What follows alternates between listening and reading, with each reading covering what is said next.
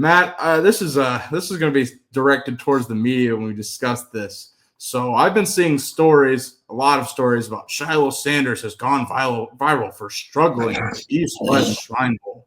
And this is just continues from the season. Shilo Sanders' draft stock reportedly did not improve much at the Shrine Bowl. And why are you talking like that? Because it's bullshit, Matt. Like, let's keep it real and not just sit here and sugarcoat the shit.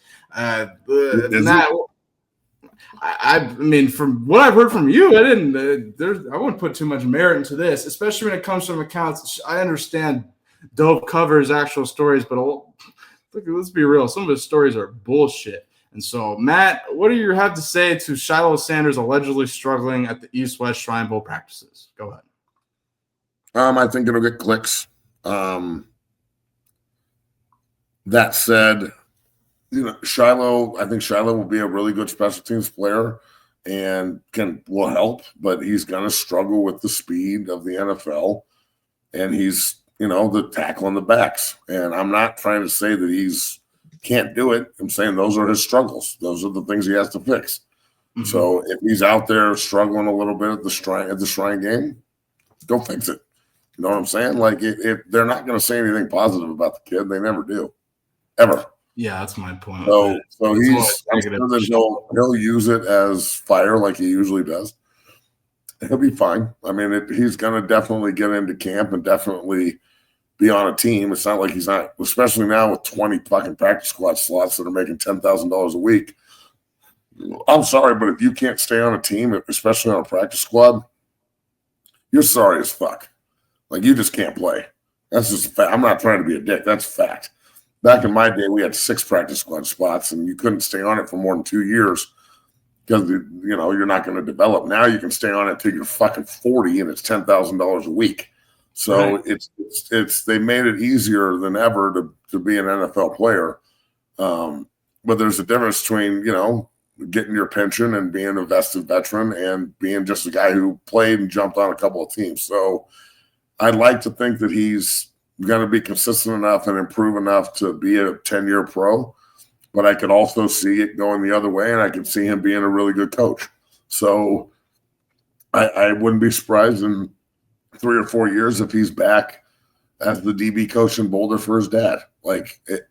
And that's not a bad thing. I'm just saying, like, he's got a lot more work to do at the position he's trying to play than his brother does. Shador is more, fine-tuning and perfecting his craft and going to a good situation and doing his job because he's so naturally gifted. Shilo has got to really figure out what kind of player he wants to be at the next level and go commit himself to that, because it's a totally different fucking bag trying to play safety and quarterback. Yeah, no, that's absolutely true. And I didn't say that, bro. And he's gonna want to play, and he doesn't like it when people talk shit, and it motivates him. So I'm sure all of this is very motivating. Yeah, absolutely. And I never said Shilo doesn't have work to do. He absolutely has work to do, especially in the game of football. The type of hard-hitting safety, kind of like Jamal Adams, is kind of far and few between in this day and age. Like, it's not really what they're looking for. So Shilo is definitely going to have to adapt his game, which I think he definitely will be able to do. I mean, he's the son of Deion Sanders. I have no doubt he's going to be able to do it. It's just, yes, he definitely has stuff to work on. But my main thing is the media has always got something to say about Shilo. I haven't seen a positive story about Shilo Sanders in a very, very long time. And that's not the kid's fault at all. That's on the media. So that's why I'm kind of calling it out. Like, the media is so quick to publish something, like you said, to get clicks, especially with Shilo. So that's kind of why I'm calling it out. You discussed this briefly on Monday, but Shilo Sanders draft projection, where would you have him and why? 5th, 6th, 7th, or undrafted. Okay. That's her point. Any reason why? I just went over all the reasons why. He's struggles in coverage. He doesn't wrap up. He's going to struggle with NFL backs like he did on Saturdays with guys who are going to go play in the NFL. Mm-hmm.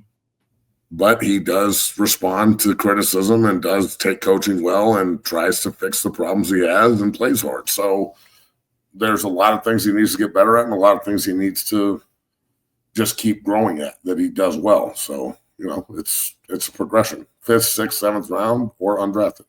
Absolutely. It is progression, like you mentioned. But I have no doubt Shilo Sanders definitely hears the noise, and he's going to do something about it. Definitely motivating and will definitely piss you off if you're in his shoes.